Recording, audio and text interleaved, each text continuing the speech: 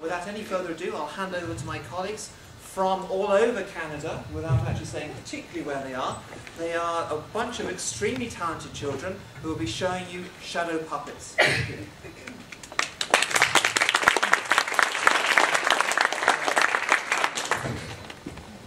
Good evening, Mr. Punch, and welcome to the Fringe. And good evening to you, Judy.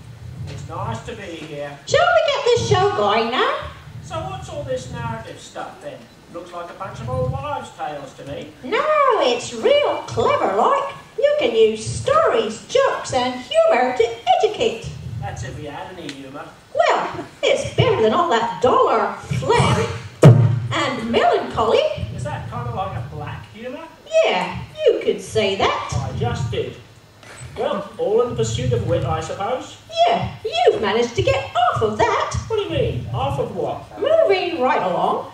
Narrative is just fancy storytelling, but it's ever so useful. Useful for what? Telling stories to kids? For teaching them stuff. They remember stories. Oh, we all like stories. Especially if you make them interactive. What?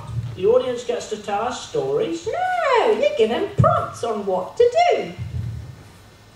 Ah, we couldn't afford one of them fancy interactive keypad thingies. If you relate your main points in a story, give it some emotion, kids will remember it for ages. And I thought it was just people nattering. No, you can use narrative in all sorts of ways. That clever Dr. Everley, she likes to use narrative. You get her going and you can't stop her. She uses narrative in her virtual patients. Ooh, that would have been a shameless plug, wouldn't it? Nah, it's all just embedded advertising.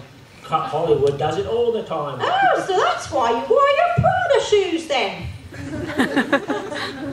And I thought you'd never notice. What I don't get is why you choose to do this as shadow puppets. Well, why not? Well, I know, it just seems so flat. People can see right through us. It's rather lacking in dimension, if you know what I mean. I thought it was supposed to be good to have characters with dimension. Well, it does allow you to simplify certain elements, distill things down a bit. What, like whiskey? You put that away right now. Oh, that's a shame. I was hoping for something a bit more spirited. It does allow you to touch on some touchy or taboo topics more easily. Like what? Well, you know, stuff that people like to gossip about but won't discuss openly, like colour. Speaking of which, did you hear the latest about our Hilda? What? Our prize-laying chicken? What about her? Well, did you hear about your Hilda? No, facts. It got the rest of the brood all in tizzy. Oh, I did see them fleeing out of the hen house in a clucking flurry. I hear she started laying brown eggs. Well, that's not very politically correct, you know. You're supposed to call them eggs of colour. Okay then. Did you hear that Hilda has started laying eggs of colour? How the hell do you know? Chickens are colourblind. It's all shades of brown to us. No, that's dogs, you foul-mouthed git.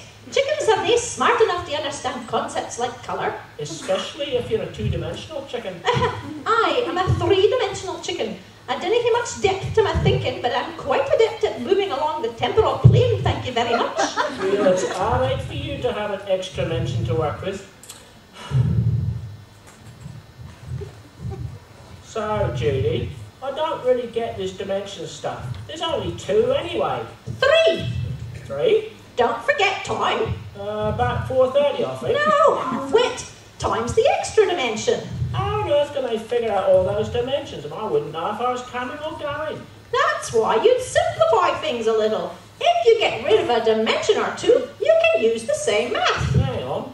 You know maths is not my strong point. I'm still trying to find out what is your strong point. Speaking of simple things, does that dimension stuff help with teaching medical students? Oh yes, there are lots of times you need them thinking in 3D when they're just looking at 2D. You know, I've been thinking about that. Yeah? Well, it would explain why my operation was not a success. Which operation?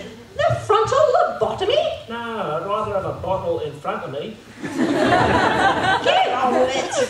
Oh, the operation, yeah. The gastroscopy, where they couldn't find the nail they said I'd swallowed. Funny that, because I didn't think you'd swallow was right there on the X-ray. Well, did they do a lateral? A what? A lateral. You know, an orthogonal view. No, I put myself down as atheist. I don't trust these faith-based hospitals. Did they take an X-ray from the side? Oh, no, I think they just did a CAT scan. Although I don't see how that works. Well, they spin this camera on you inside a huge machine and it looks at you from all angles. Ooh. Oop, missed. I wouldn't like to be that cat. Airballs is bad enough. Imagine the poor muggy wolfing its cookies all over you. Ooh. The trouble with being shadows is that it's all rather black and white. No ability to deal in shades of grey. You don't have to be completely opaque, you know. You calling me dense? No, just abundant. Well, that's all right then. Let's see if we can illuminate things for you. Now, if the light's bright enough, it'll shine right through the middle. What for? So you can see what's happening inside. It's good for eggs. Eggs? Yeah, to see if they're fertilised.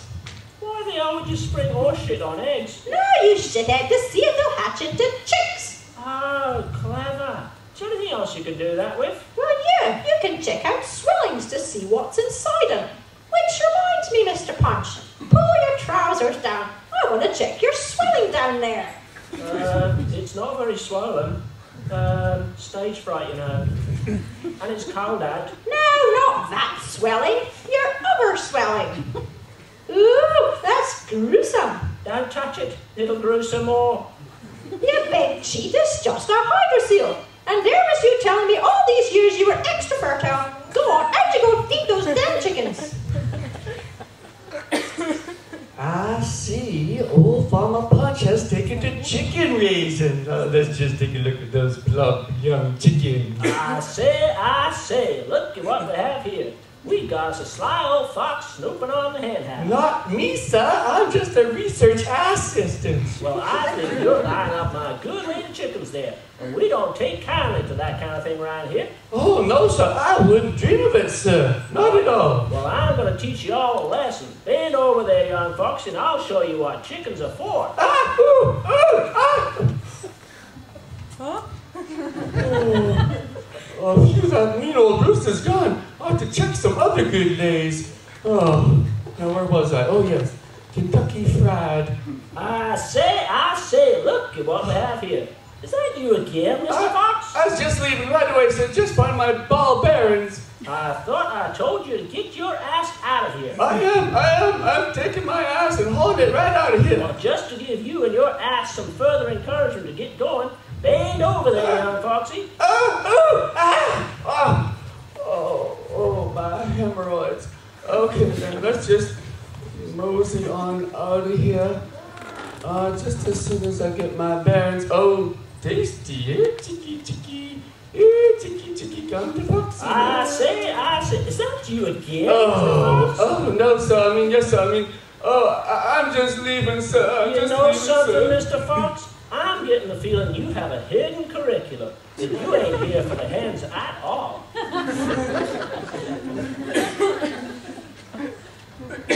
Now, Mrs. Punch, you say that Mr. Fox has been stealing your chickens? Yes, Inspector.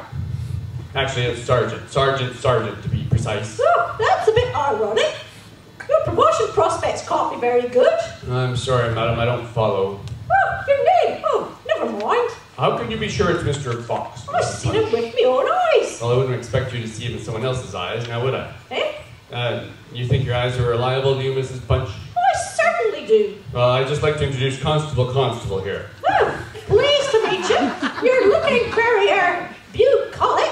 No, it's just gas, madam. Well, you might be more fit if your dimensions were portrait rather than landscape. Well, Mrs. Punch, let's just run a few simple eye tests here, shall we?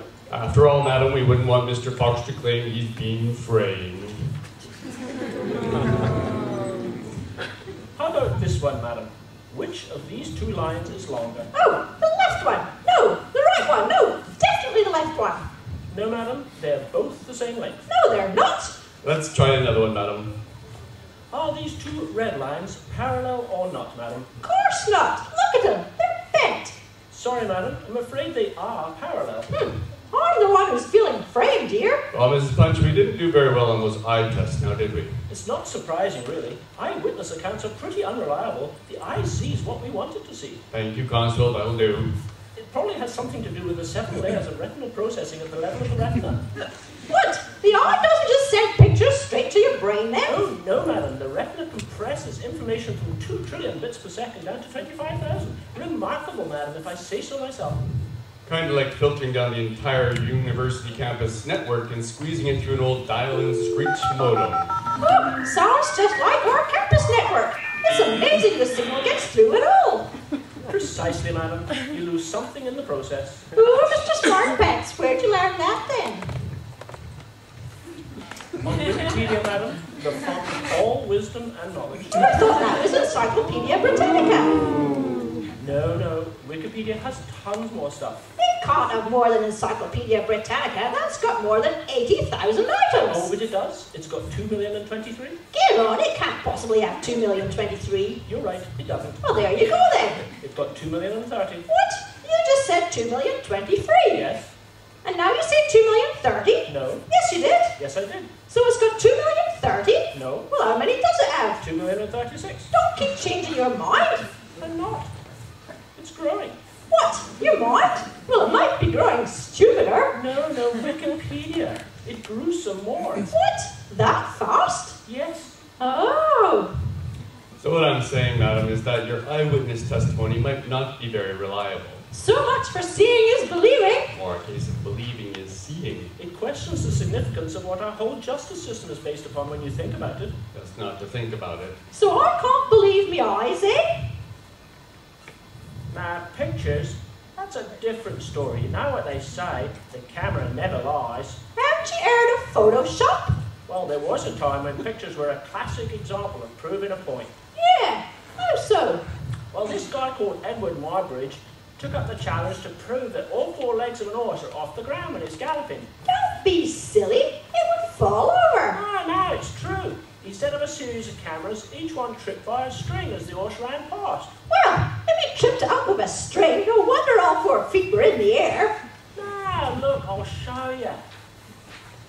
Ooh, very clever. Thank you, my dear. No, him. That Edward fella, not you. But it proves my point, doesn't it? What point? That you can use shadows to illustrate lots of things. Even yucky, gross kind of things. Reminds me of when I was at the doctor's last week. Good morning, Mrs. Punch. What can we do for you today? Oh, Dr. Down Under, I've got a terrible pain in the insides. How long have you had it for? Oh, about a week. And I got a smelly discharge from me fanny. Well, let's just have a look down under. Just lie down, Mrs. Punch. How'd this get in here? And what about this? Oh, you got a nice pair. Oh, thank you, doctor. So my mammogram was okay, then. What? What's your husband been doing in there? Well, he said something about trying to recreate his salad days. I always knew he was a bit of a fruit, you know, Mrs. Punch, but you shouldn't let him treat you like this. You should press for assault. Ooh, I wouldn't want to pepper him with accusations. I'm afraid this looks serious. I'll have to perform surgery.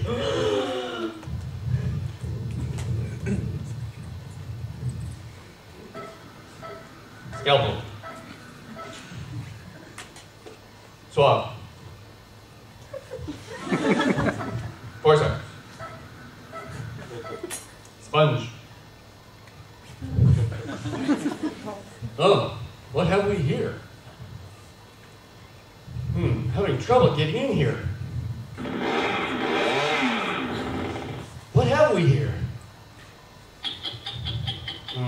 Pacemaker. Okay, closing up now.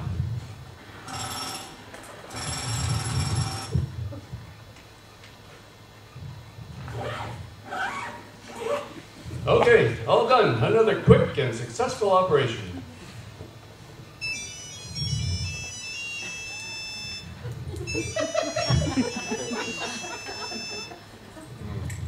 Scalpel. Ladies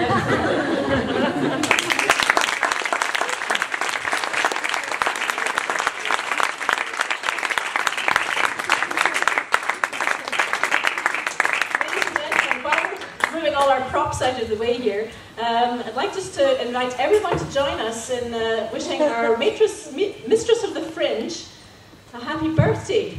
So, how about a nice rousing round of happy